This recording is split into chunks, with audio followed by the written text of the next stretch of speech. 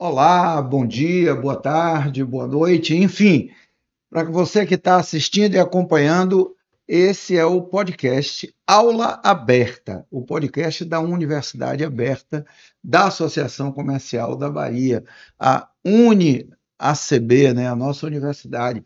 E hoje aqui, ao meu lado, como sempre, o parceiro, o amigo, Adriano Câmara. Bom dia, boa tarde, boa noite, né, Bom Adriano? dia, boa tarde, boa noite a todos os ouvintes, os espectadores, ao nosso querido Sobreira, nosso entrevistado de hoje, e ao meu querido Ney, meu colega aqui de bancada. Estava com saudade de estar aqui do Isso, seu isso, lado. isso, isso.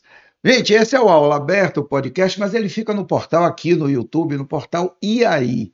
Portal IAI. Então vai lá no portal IAI, se inscreve, dá o seu like, deixa seu like, compartilha, para trazer mais gente, todo mundo que é interessado em educação, em associativismo, em discutir a vida empresarial baiana, tem interesse nesse podcast. E hoje nós estamos recebendo um convidado muito especial. Eu já fiz até uma declaração de amor aqui para ele, né, Adriano?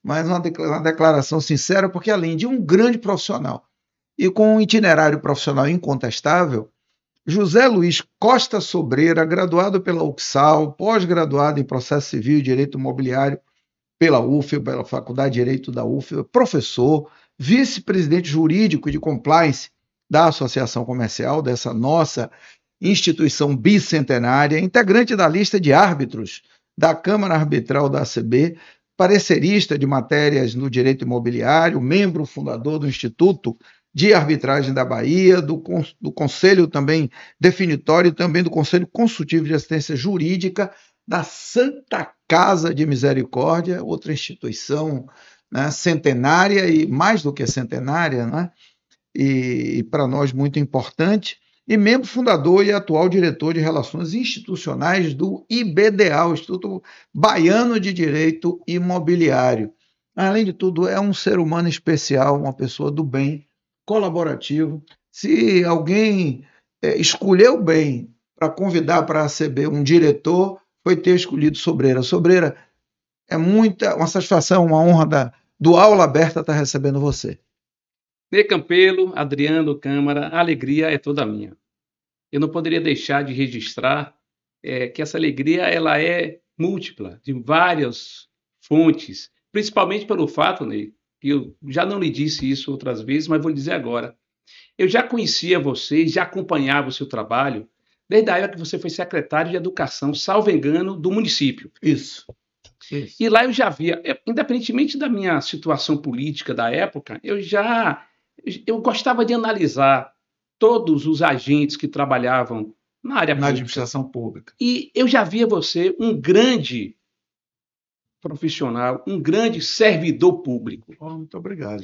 E aquilo para mim era muito interessante pelo fato de que a educação, para mim, sempre foi algo prioritário em minha vida ao longo do tempo. Então, é uma satisfação enorme poder participar desse podcast, principalmente da UniACB, uma aula aberta, onde a gente pode trocar informações, inclusive para estar incentivando outros jovens a seguir, quem sabe, carreiras tão de sucesso quanto de vocês dois aqui, Ney Campelo e Adriano Câmara. Obrigado, amigo. Obrigado, nós aqui agradecemos e bora logo entrar no assunto, né? Vamos lá. Começar. Bom, você falou de jovens, de juventude, de educação. Queria que você começasse um pouco com a sua trajetória de infância, de informação, de influência familiar, na própria escolha vocacional. Se foi igual a mim, por exemplo, eu sou bacharel em Direito, mas nunca militei um dia, porque minha área mesmo era pedagogia, o que eu queria fazer. Mas na época meu pai disse assim, ó, você escolhe o que você quiser, direito, engenharia ou medicina. Então, como eu não tinha vocação para as outras duas áreas, acabei fazendo direito. Mas eu acho que esse não é o seu caso e eu queria saber por quê. Vamos lá, vamos lá. Ney, eu não sou baiano. Opa! Eu sou de Petrolina, Pernambuco. Já tem título? Por sinal, uma das cidades, eu acredito, do país, de melhor qualidade de vida. Perfeito. É excelente, Petrolina. Eu nasci em Petrolina em 66, mas vim já para a Bahia em 67. 1967, meu pai era chefe do setor de reforma agrária do IBRA, que era o Instituto Brasileiro de Reforma Agrária, antes do INCRA. E aí nós fomos a Barreiras. De Barreiras, nós seguimos 2 anos depois para Ituberá, tudo dentro da Bahia já. Sim. Em Ituberá, meu pai foi nomeado como superintendente Bahia-Sergipe do INCRA já. Aí eu vim para Salvador. Eu não tenho um título formal, mas respondendo até uma pergunta antes sua, eu me acho um cidadão soteropolitano. Ah, sem dúvida. Sem a formalidade, mas de coração. Eu formei toda a minha vida aqui em Salvador. Eu poderia até dizer cidadão baiano também, por força Sim. de que com 1 ano e pouco eu já Barreiras, estava aqui na Bahia. Ituberá, Vou bastante. fazer 60 anos em janeiro de 2026 e já me acho baiano. Assim, eu tive uma vida, eu acredito, muito feliz. Uma vida que foi de muito sacrifício de meus pais. Meu pai era o provedor da família, minha mãe, dona de casa, cuidando inicialmente de 4 filhos. Não era fácil. Só em 74 que veio meu quinto irmão, ou seja, a quarta irmã, que são 5 membros da família. E, obviamente, as dificuldades foram enfrentadas, meu pai vencendo. Meu pai chegou a ser deputado estadual por 3 legislaturas, Isso. Raimundo Sobreira. Muito sobreiro. E muitas coisas foram ensinadas ao longo do tempo. Em relação à minha vida do direito, eu não tinha nenhum histórico e nenhuma base jurídica na família. Não tinha parentes na área jurídica. Interessante. E eu escrevi até uma autobiografia, uma mini autobiografia, que me pediram até através do Business Bahia de Carlos Falcão. Sim. E o título que me ajudou a dar foi minha esposa. Eu até coloquei aqui, ela disse assim, ó, uma escolha acidental que se tornou um caso de sucesso. Olha que Sucesso legal. foi por conta dela. Mas por que um caso Uma escolha foi essa acidental, né? escolha acidental? Meu primeiro vestibular não foi para direito. Como eu tinha uma vida, até os meus 14 anos, eu frequentava muito fazenda, que a gente tinha uma fazenda lá em Riachão das Neves, no oeste da Bahia. Conheço. Pronto. E tinha um sítio em Fortaleza, em Messejana. Então eu me dividia entre fazenda e sítio. Então minha vida era muito do interior, apesar de Fortaleza, em Messejana, a gente era um pouco mais afastado da própria metrópole em si. Então eu me achava sempre do mato.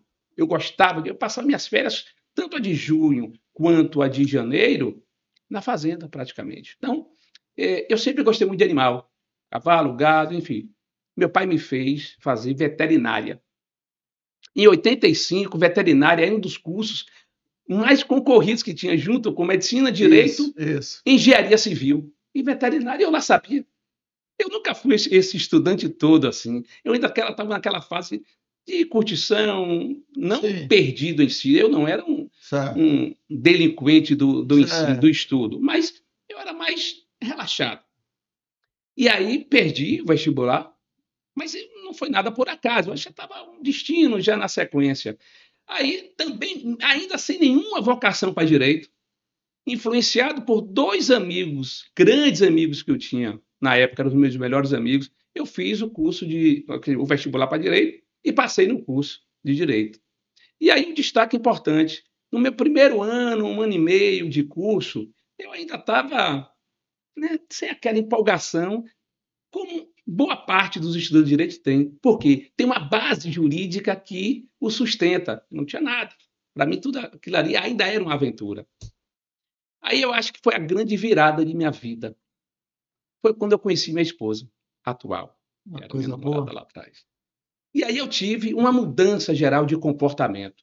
Eu ainda iniciando o namoro com ela, Com uma mulher muda. mudou. Eu ainda iniciando o namoro com ela e, obviamente, fui eu a conhecendo. E ela é uma mulher inteligentíssima. Mas não é aquela inteligência chata, não. Inteligência boa, que sabe A inteligência compartilhar intuitiva, a e inteligência. ajuda. Então, ela era uma mulher de notas excelentes. E eu não poderia ficar por trás. E ela me incentivou muito. Eu passei do 6 para 9. Opa, Então eu comecei a empolgar. Aí, a partir daí, até minha formatura, eu tive notas maravilhosas que bom. e chegou a minha formatura. Aí daqui a pouco a gente conta o resto. Eu quero que. Mas foi por aí. Dê Ou seja, sequência sem a aí, vocação, Adriano. nem. Ah, E essa escolha acidental. E eu acho que eu conquistei muitas coisas boas ao longo dessa vida profissional. E dentro do direito, uma área que você trabalha, milita, é no direito imobiliário. Como foi que você chegou Sobreira nesse nicho, né, que é tão importante, tão necessário, né, enquanto uma área do direito que é estruturante, que mexe não só com os grandes negócios, mas também com quem tem, às vezes, o seu único imóvel e que coloca, né, para alugar, e que é um grande problema que se tem na relação, né, proprietário-inquilino. Sem dúvida. Um parêntese. Eu me formei em 89, colei grau em 90, mas não assumi logo a militância advocatícia. Por quê? Eu tive um cargo no IAPSEB, Ok. eu tive um cargo no DETELBA, que foi chefe de convênios, e quando eu me formei, eu era o diretor administrativo financeiro da SUCAB. Eu acho que SUCAB nem tem mais, eu acho que o SUCAB acabou. Acabou. Acabou. Acabou. E aí eu falei, poxa, eu vou terminar esse mandato, meu que eu tinha aqui na SUCAB, e na sequência eu vou advogar. Quando eu comecei a advogar, inclusive, o meu primeiro escritório, onde eu reuni 5 colegas, foi praticamente doado por meu pai. Meu pai nos ajudou, nos deu esse pontapé inicial numa sala lá do Cidadela. Mas, enfim, em 1990, aí já respondendo a sua pergunta, Adriano, o diário do Poder Judiciário, que era papel, Sim. não é hoje, tudo eletrônico, você recebe no e-mail, você controla com mais facilidade, não era papel. Tinha até empresa que fornecia, né? Não era papel e não tinha a empresa de recorte que fazia o controle das publicações. Você e sua equipe que tinha olhar um por um. Mas, enfim, se você pegasse aquele diário na época, Ney, 80% eram de processos vinculados ao direito imobiliário. Renovatório de aluguel, de contrato de locação, revisional de aluguel, despejos. Então, você tinha um volume enorme disso. E a advocacia inicial sempre levava você para fazer execuções, a área penal ou imobiliária. Como eu vim de um departamento que era de construção civil, apesar de não ser efetivamente de imóveis, como você citou, de residenciais, mas eu já tinha uma familiaridade nessa área. Aí comecei a me apaixonar pelo direito imobiliário, fazendo esses despejos. Nós fomos advogados da Associação dos Proprietários de Imóveis. Isso tudo vai dando um volume. Para quem está iniciando a sua carreira, o escritório começou a ter esse volume. Aí o imobiliário começou a tomar conta da minha vida, eu buscando a especialização. Fiz um curso de especialização em direito imobiliário, claro, porque eu estava na área, e comecei a mergulhar profundamente nessa área. Você cuidar do imóvel hoje, olha, todo mundo aqui tem um imóvel, seja ele alugado, seja ele comprado, seja ele emprestado, seja um comodato, seja um arrendamento, faz parte da sua vida. Esse é um bem precioso, é a casa própria, é o teto que você tem. Então, eu comecei a me apaixonar por essas defesas. Você vê um mutuário perder o imóvel, é muito triste. Então, a gente tentava ajudá-lo. Você vê uma pessoa sendo ludibriada na venda ou na compra de um imóvel e perder o recurso que ao longo da vida guardou. Então, isso tudo mexia comigo, porque eu tenho uma característica muito forte que é protetor. Eu sou muito protetor desde pequeno.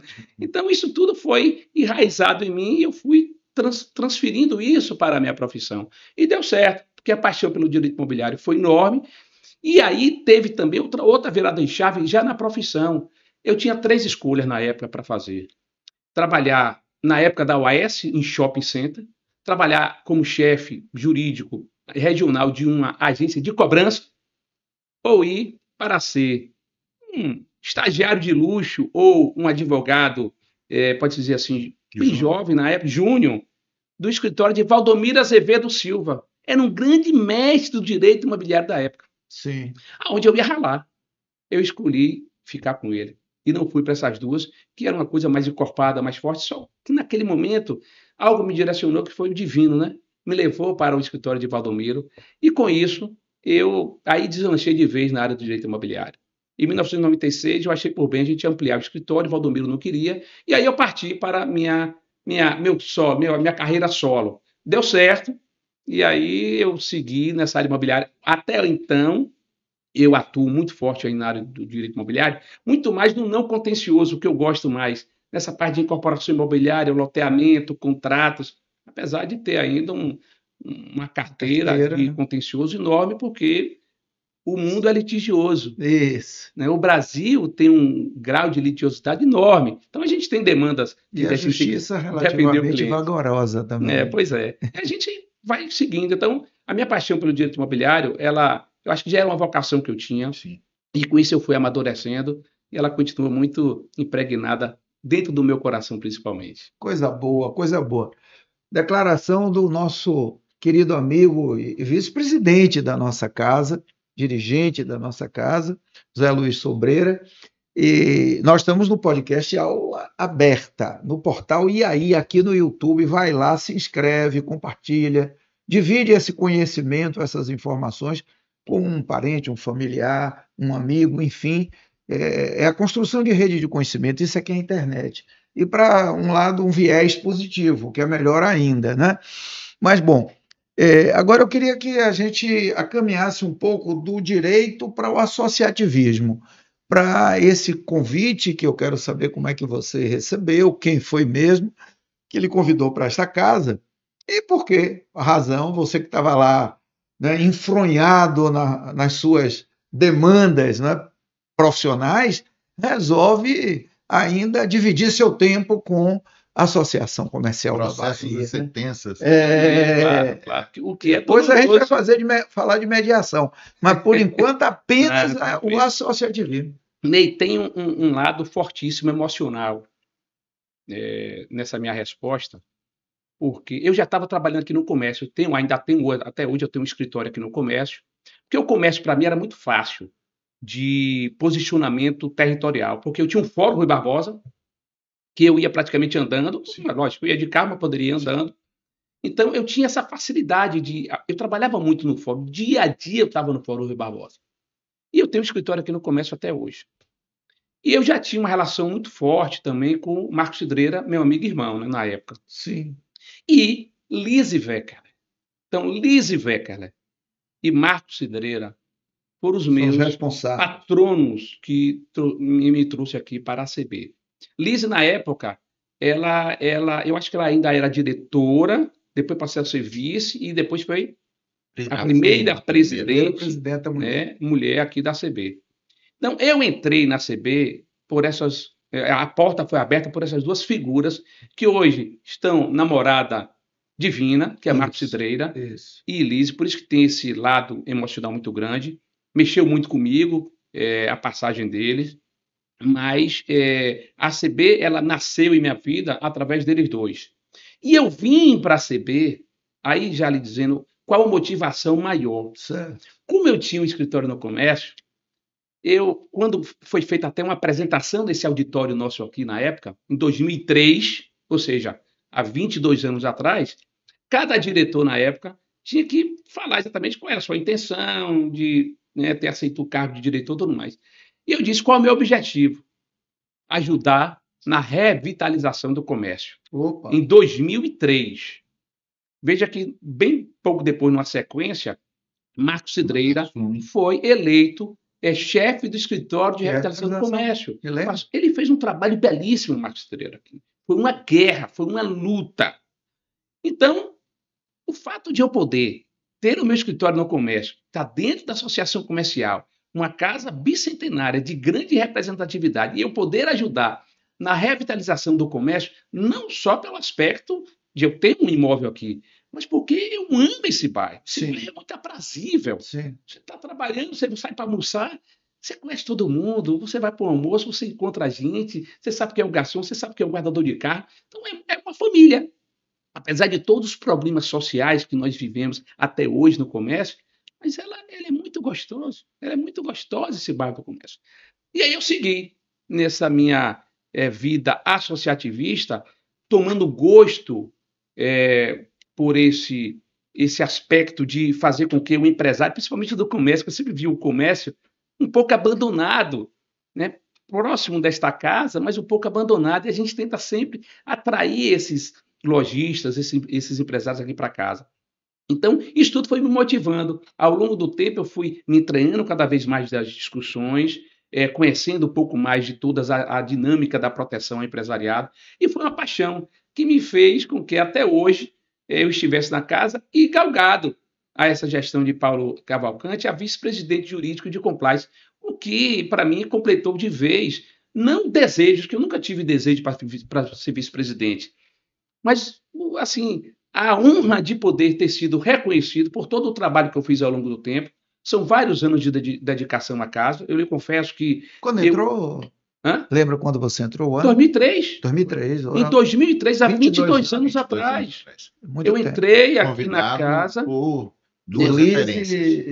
Lise, que é uma pessoa fantástica, assim, é uma empresária, que já era uma das sócias da Ótica Ernesto, que é ligada também à família de minha esposa. E um doce de pessoa, né? Fantástico. É uma pessoa astral, ela pensa, né, fora da curva, ela tinha uma visão de futuro, uma perda grande para a gente. Mas ela já estava sofrendo muito. O fato dela não tá podendo ter aquela dinâmica e aquela atividade que ela tinha. Então, para ela estava muito ruim. Então, assim, o Deus é demais, né? Deus é maravilhoso. Quando ele vê que a pessoa está sofrendo, ele fala, agora está da hora de eu lhe chamar. A missão sua está cumprida. E, por coincidência, os dois faleceram num espaço muito curto de tempo, né? Eu acho que menos de 6 meses. E se permita, é uma aula aberta, mas que a gente vai falar tudo, né? Eu tive um problema recente, né, de herpes zoster. O que é isso? Quando você baixa a imunidade, quando você tem um problema emocional muito grande, você sofre. Essas duas perdas me abalaram muito. E aí, foi o gatilho para essa herpes chegar para mim. Por isso que eu aconselho, tome a vacina que tem 50 a mais, que é importante. Deixa eu te falar uma coisa. Pois não, desculpa. Não, nada, que é isso. É que eu quero aproveitar essa oportunidade que você falou de Marco Cidreira, eu também convivi com ele, não com essa relação tão próxima de amizade, mas acompanhei toda a trajetória dele, inclusive do escritório de revitalização. E depois que ele faleceu, eu conversei com o Paulo, e fiz uma sugestão a ele, mas eu sei que Paulo também está envolvido em muitos projetos. Eu vou aproveitar você como um amigo e esta aula aberta para deixar essa sugestão. Eu acho que a casa deveria criar um fórum Marco Cidreira de revitalização do comércio, um fórum da casa, e um prêmio com o nome dele, porque eu acho que seria a melhor forma de retribuir toda a dedicação que ele teve a este bairro. Esse bairro eu conheço também desde criança. O meu avô trabalhou aqui, atrás da associação comercial, ao lado desse restaurante Colón, na Avenida Conde Deu, número 4. O representante da Baia, do Brasil, aqui. Meu pai, em vários desses edifícios, eu trabalhei quando adolescente, Sobreira. No edifício São Paulo, no Alar Braz e tantos outros aqui da região. E meu tio, advogado como você, doutor Guido Reginaldo Queto, ele tinha um escritório aqui, também aqui, numa das ruas, agora eu não me lembro exatamente o nome da rua. Então, assim, a gente tem muita convivência nesse bairro, e recentemente a associação trouxe a presidente da Fundação Mário Leal, né? Ferreira, para falar na última reunião. Na última assembleia, para falar sobre revitalização. Então, eu quero deixar essa sugestão para você conversar depois também com os pares, né, da direção, porque eu acho que deve haver um reconhecimento e, sobretudo, vinculado a isso. Um fórum podia trazer palestrantes, pessoas que viessem falar sobre o tempo e, ao final de um ano, quem trabalhou, quem prestou serviço, ser premiado, né? Na pauta, tá? Já está na pauta. Está na pauta? Essa homenagem, tanto para Marco Cidreira como para a Lise. Lise também. Então a gente vai estruturar isso tudo, a sua ideia pense isso. Você já tem um aliado. E não é só um prêmio, mas a gente fazer disso um prosseguimento, né, dessa reflexão. E eu acho até que a gente deveria dar um enfoque maior dentro da casa ao bairro Comércio. Sim. Tá? Grande. Perfeito. É uma curiosidade, inclusive, muita gente não sabe, mas o bairro do Comércio, ele mais que se multiplicou, porque fotos históricas aqui da Associação Comercial mostram que o mar vinha até aqui à beirada da associação. Exatamente. Então surgiu aí a Avenida Estados Unidos, a Avenida da França, né, que era um mar, né, algumas décadas atrás. Que é guindade dos padres, porque o mar batia e ele pegava a mercadoria exatamente com uns baldes, jogava para baixo a corda e trazia. Então tudo isso aqui foi aterrado. Exatamente. Então, assim, esse bairro tem uma história lindíssima. Quando esses navios, esses transatlânticos, chegam, atracam aqui e o público sai, o público sai tirando foto dessas ruínas, Isso. das ruínas. Ou seja, imagine que isso aqui tivesse estruturado, Mas começou revitalizado. alguma coisa, tem que reconhecer, né? Começou, claro, O museu lá, lá a perto Casa do da Mercado Mineiro, tá Música, belíssimo aquilo ali. né? Aquele frontispício ali da Claro, ladeira da sem- montanha. O espaço da Ney, capoeira. e veja, Espaço quando da esta capoeira. Avenida Contorno foi de fato revitalizada, que ali tem um problema sério social, né? Tem. Pessoal do crack e tudo mais. No momento que você conseguir limpar e de fato, você trazer esse corredor turístico ali, esse bairro vai voltar à grande era.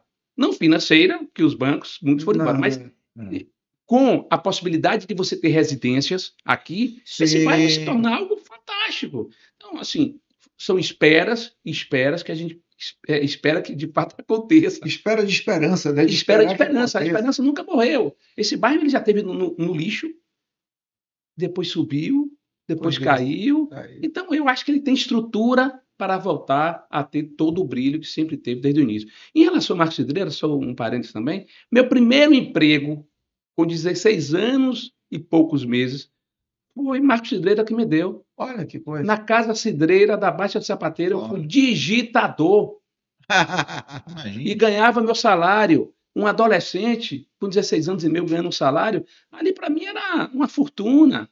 Então, eu tive uma vida laboral desde 16 anos. Então, eu já estava no comércio. Então, olha o associativismo lá também, já pensando nisso, já Bacana, impregnado na minha bacana. mente. Então, assim, eu tenho muito orgulho de tudo que eu conquistei, sempre com a mão de Deus. Eu tenho isso em mente. Eu acho que nada disso eu conseguiria sem a força dele.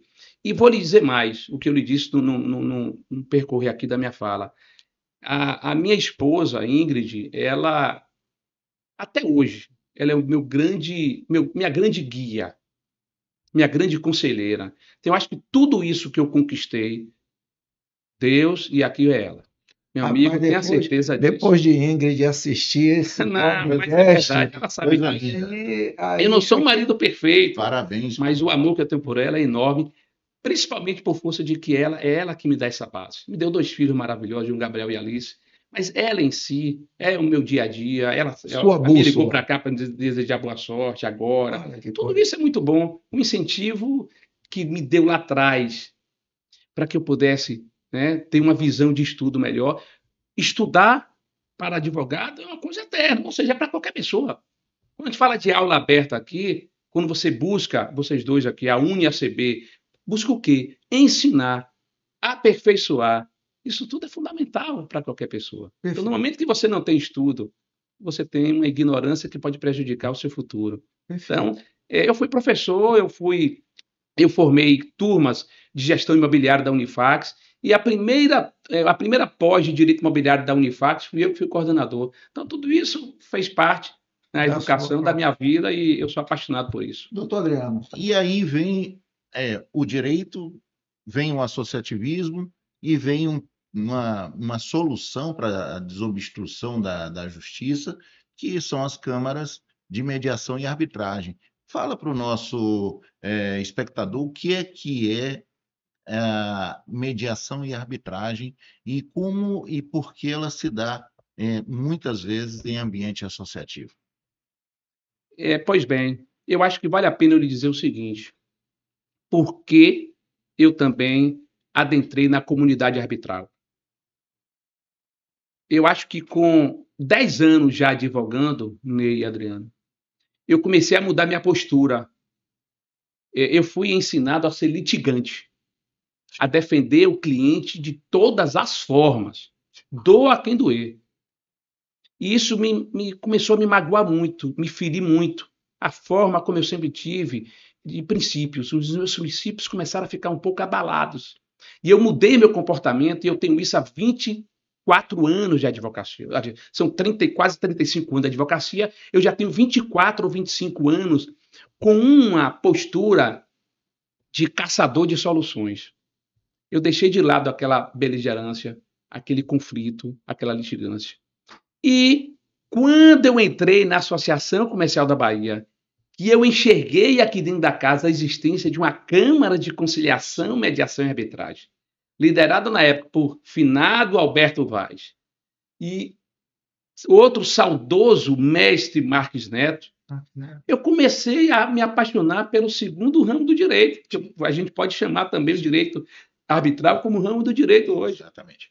Então, como não se apaixonar por um direito que a gente tem a possibilidade de fazer A pacificação. a pacificação e a solução do problema jurídico de uma forma muito mais célere e eficaz. E barata também, né? Se você trabalhar com custo-benefício, Sim. onde o tempo, Ney, o tempo Claro. está dentro de uma linha, né, de análise, tenha certeza que é muito mais barato. Você prefere o quê? Ir para um judiciário para aguardar 6, 7 anos de tramitação do processo. Vou dar um exemplo, para gastar 30 mil reais, ou você gastar 50 para resolver em um ano. Uhum. Então, custo-benefício é algo que não tem como você comparar.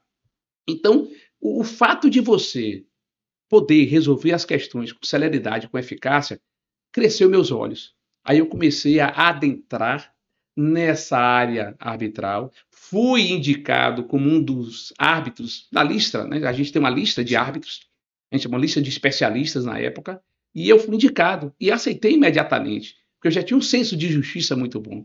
E aí, ao longo de 20 e tantos anos, eu participei disso. E o que é que eu posso dizer para o nosso ouvinte, as pessoas que estão assistindo essa nossa aula? Que solucionar problema hoje não só tem uma porta, que eu sempre digo, não é só a porta do judiciário. A porta do judiciário continua lá aberta para solucionar os problemas. Mas existe, exemplo, a arbitragem como uma outra porta de você trazer qualquer problema. Não precisa ser problema grande, não pode ser um problema simples. Simples, uma alocação de R$1.000, uma alocação de R$300 que você está com um problema com o inquilino ou com o locador, e você traz para uma discussão aqui da arbitragem para resolver isso em 3, 4 meses, de forma célere, com custo baixo também, porque a arbitragem de menor porte, que é a famosa arbitragem expedita, você cobra pouquinho e você resolve em 3 meses a sua questão. Você não precisa ir para o judiciário. Uhum. Então as pessoas têm que começar a entender... E tem efeito, né, como uma... Vou lhe explicar. Uhum. As pessoas têm que entender que 3 meses é o final, acaba com a sentença prolatada no procedimento arbitral. Acaba a discussão, porque esta sentença, essa decisão, ela é irrecorrível, é instância única. Diferentemente do judiciário, que você tem uma sentença, aí você pode recorrer para o tribunal, onde um colegiado de 3 desembargadores vai julgar, reformando, mantendo, anulando aquela sentença. Na arbitragem, não. Até na mediação também. O que se resolve na mediação está resolvido. Então, ou seja, existem várias portas, várias vias de você solucionar o problema jurídico, solucionar o conflito que você pode ter na sua vida, que pode ser resolvido por outras portas, como a da mediação, como a da arbitragem. Você não precisa ir para o judiciário. E aqui a casa, Ney e Adriano, tem uma Câmara de Conciliação, Mediação e Arbitragem, com uma estrutura não só de mediadores, como de árbitros, para poder resolver a sua questão. Então, acho que a gente está amadurecendo, a gente está criando cada vez mais espaço, a gente está ficando cada vez mais conhecido. Essa é uma Câmara tradicional, uma das mais antigas da América, do Brasil, com certeza absoluta é. Então, a gente vem estruturando ela para fazer com que a Associação Comercial da Bahia tenha uma Câmara que possa atrair todo tipo de problema do empresariado, principalmente, que pode ser de qualquer pessoa, mas principalmente do empresariado. Então, a Câmara está pronta. Então, nós temos diversas, vamos dizer assim, situações que possam ser levadas para a nossa Câmara. Estamos abertos para apresentar isso, não é uma aula curta dessa que a gente vai poder estender-se muito, mas estamos preparados. Então, para toda a sociedade, a Câmara de Conciliação, Mediação e Arbitragem está pronta para resolver seu problema jurídico. Perfeito. Que maravilha. A gente pode até pensar num novo encontro para tratar especificamente desse tema. Um tema até de como oferecer isso a nível da universidade aberta, exatamente. Né? Exato. Da associação. E a universidade, eu acho que, como você até estava falando em uma das suas aulas aqui, sobre o curso de planejamento urbano. Isso. Já está para sair. Tá que é vinculado ao IBDI. Você vai ver que vai ser um sucesso. Não vai ser o único. E o próprio IBDI e o IARB, que é o Instituto de Arbitragem da Bahia, podem ambos se juntarem né, nessa luta da UniACB para cursos de aperfeiçoamento. A gente precisa disso, especializar essas pessoas que estão aí no mercado. A gente precisa, principalmente na cabeça do advogado, que muitos ainda não conhecem a arbitragem, acredite nisso, Adriano, fazer com que isso seja uma realidade. A UniACB pode ser um grande elo para isso, uma grande porta para esse ensino. É o que nós de todos os imaginamos ser, né, profissionais. uma plataforma de aprendizagem, de conhecimento, internalizando temas e, enfim, abordagens que são muito próprias da própria vida dessa entidade, dessa Sem instituição, dúvida não é? alguma, sem dúvida alguma. Bom, esse é o portal E aí, e o nosso podcast é o podcast Aula Aberta, da UniACB, Universidade Aberta, da Associação Comercial da Bahia. Eu vou voltar a pedir o like, o compartilhamento, fica aí, assina aí a condição de membro, passa a acompanhar as nossas lives. Nós vamos ter daqui a pouco outra live sensacional, como essa que estamos tendo aqui. E para a gente encerrar, como última questão para levantar, que daqui a pouco a gente já vai ter uma outra colega sua, também gente de muito prestígio aqui da associação, que vai bater um papo com a gente. Mas é que você deixasse assim, estamos vivendo um momento, você é um cara que sempre demonstra essa capacidade, você disse que você é um protetor, né? Ou seja, alguém que é cuidador, que gosta de acolher, de cuidar de gente, e nós estamos vivendo um momento, em nível mundial, né, de muito conflito, né? E esse conflito que não é só no Brasil, porque às vezes parece que nós só estamos vivendo isso aqui, né, no país, mas não é. É um conflito mundial, né? E nesse conflito as pessoas têm perdido, inclusive, o senso de humanidade, não é?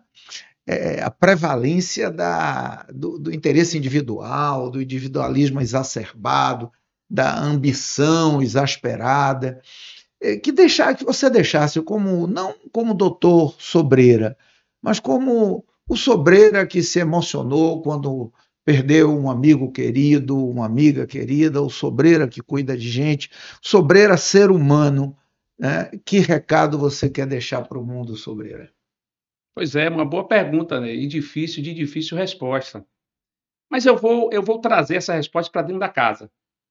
Associação Fique à Comercial da vontade. Bahia. Fique à vontade. Eu acho que uma pessoa só, ela não vai conseguir, por mais esforços que ela tenha, ela vai conseguir vencer os desafios que o dia a dia apresentam para ela, principalmente nesse ambiente empresarial. Eu digo que no momento em que nós tivermos verdadeiramente uma junção de forças Perfeito. que possam buscar resultados coletivos em benefício de todos e não especificamente para si próprio, para o seu segmento específico, mas para o todo, eu acho que a gente começa a ter um resultado verdadeiro e satisfatório. Eu acho que no momento em que empresários venham se unir em prol de uma causa, mas se unir e não se desgarrar porque resolveu o seu problema olhando para o seu umbigo, mas pensar que todos juntos devem ficar até o final. Eu vejo a luta do nosso presidente Paulo Cavalcante, a busca por uma cidadania, a consciência da cidadã, do cidadão, para fazer com que... transformadora mesmo. Para transformar, você tem que se unir. Você sozinho você não vai conseguir. Perfeito. Então, o que eu posso dizer é que, independentemente do segmento, se você estiver junto, com o mesmo sentido, com o mesmo desejo, mas sem pensar no individualismo, eu acho que você vai conseguir muitas coisas.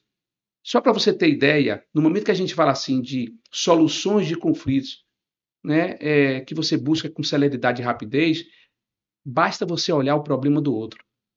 Não só olhar o seu problema. Olha o problema do outro para você enxergar como você pode resolver o seu também. Então, no momento que você consegue se desarmar e não olhar o outro como adversário, eu acho que você vai ter muito mais sucesso na sua questão. No caso do associativismo, no momento que todos estiverem unidos em vários propósitos, mas ficar até o final, eu acho que o resultado é positivo. Eu acho que está longe de acontecer isso, mas um dia vai acontecer. Essa luta de Paulo é um exemplo. Ele começa a juntar forças. Eu acho que, aos poucos, Com certeza. as pessoas vão começar a ter essa consciência cidadã que pode transformar com a participação. Eu acho que vai dar certo. Perfeito. Perfeita a Obrigado. resposta. Nós é que agradecemos, né, tanto Adriano quanto eu, a oportunidade desse bate-papo rico, muito leve também, muito fluido, emocionante, porque muito carregado da própria personalidade que você traz muito coração, né? Deve ser por isso que você tem tanta sensibilidade também ao feminino, né? A própria esposa, porque é a representação feminina, é a representação do coração, a representação, né? Do processual, do intuitivo, do criativo, e eu acho que você trouxe isso para essa mesa, a gente agradece muito, pede a você que acompanhou, que não deixe de compartilhar, que não deixe de dar seu like, deixar seu like para fortalecer a nossa luta, a nossa batalha. Isso que Sobreira disse, bora juntar mais gente, que o resultado, sendo um grande nós, vai ser sempre maior. Correto? Boa tarde, bom dia, boa noite, meu amigo Adriano. Boa tarde, bom dia, boa noite. Uma alegria. Sobreira, eu fiquei fã. Eu já ouvia e já lhe conhecia de algumas ações aqui na Associação Comercial, mas o que você trouxe aqui foi um sentimento de gratidão muito grande. Gratidão pela esposa, gratidão, né, por Sobreira, por Lise, né? E a sua trajetória é marcada por essa virada de chave, né? Construiu esse ser humano especial que nos presenteou com esses minutos de muita sabedoria. Muito obrigado mesmo. Obrigado, amigo. Vou aqui dar mãos aqui, vamos unir aqui. Aqui juntos. Olha aqui, juntos vamos vencer. Bonita. Tá vendo? Juntos vamos vencer. Obrigado, amigo. Obrigado, Sobreira. Obrigado mesmo. Atenção, hein? Próximo episódio, não percam. Vá acompanhando que daqui a pouco a gente fala.